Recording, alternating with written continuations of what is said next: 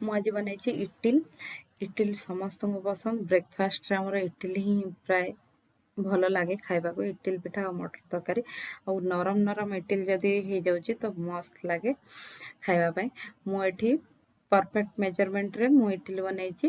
କିନ୍ତୁ पूरा बनिबा आपण भी जदि एमती पूरा मापरे नौचंती बिरी आ चावल तो आपण के इडली भी बढ़िया भागे बनिबो आ खाइबा भी बढ़िया लागिबो। मु एठी गोटे कप बिरी नैछि। जो कप रे आपण मापिक नौथबे सेही कप रे आपण चावल भी नेबे। मु एठी गोटे कप बिरी नैछि, सेही कप रे मापिक 3 कप चावल नैछि।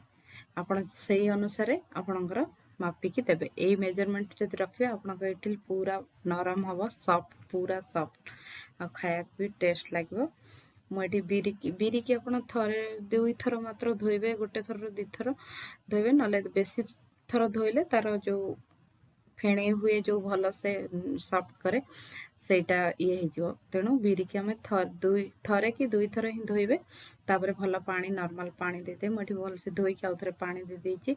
एबे पूरा 8 घंटा बतुरेकी रखिदेबे। जदि आपण दिन रे बतुरे दउचंती तो खराबेला टाइम रे बाटिकी संध्या बेला को बाटिकी रखिकी कि राति रे बाटी देबे। तापरे सकाळ को सेटा करिवे। सकाळ को सेटा देखत मु एबे करिके रखि देइतिली। एबे ताको बाटी नेइछि। पूरा देखंतु पूरा प्लेन बाटिछि।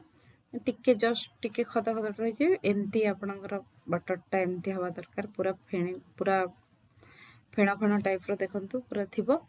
नहले एटा पूरा सॉफ्ट इडली बनिबो। आपण एई अनुसार मेजरमेंट जदि करूचंती पूरा आपणकर सॉफ्ट इडली बनिबो। देखंतु मोर बैटर रो जानि परथिबे मोर पूरा बढ़िया इडली बनिथिला। एबे देखंतु मु ऑयल ग्रीस कर देइछि।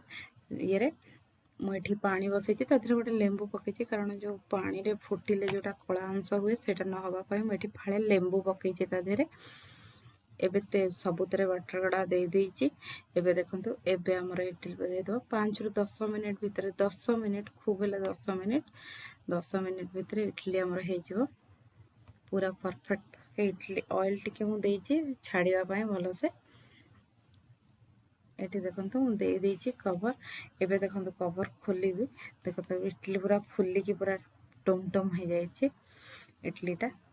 एतरु जानि परथिबे इडली केते सॉफ्ट थिबो। पूरा गरम थिला। हाथ रे भी काढ़ीबे। हाथ रे भी आराम से भलो से पूरा एते सॉफ्ट हेतला। हाथ रे पूरा खसी जाउतला। ऑयल जेहेतु दिया हेतला सेति पई सेटा खसी जाउतला भलो से।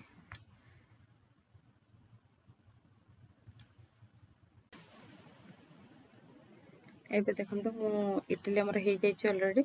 मु एठी काढ़ी नेइछि। एबे काढ़ी के देखुछि एडा गोटे स्पून रे काढ़ीछि।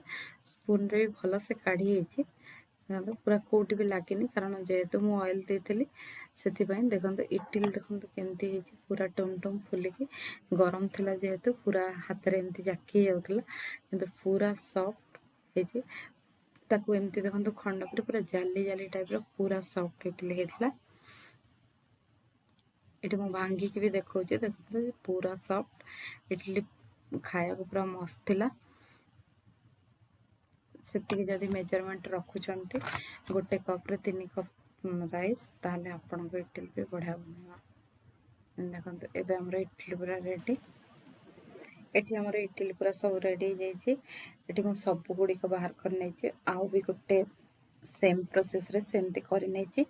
एबे देखंतु मु एबे बाडी दउछि। एबे इडली संग को मटर तरकारी खाया को समस्त वीडियो जदि भल लागिछि लाइक शेयर और सब्सक्राइब करिया को भूलिबेनी। एंते घरे बनांतु और खांतु।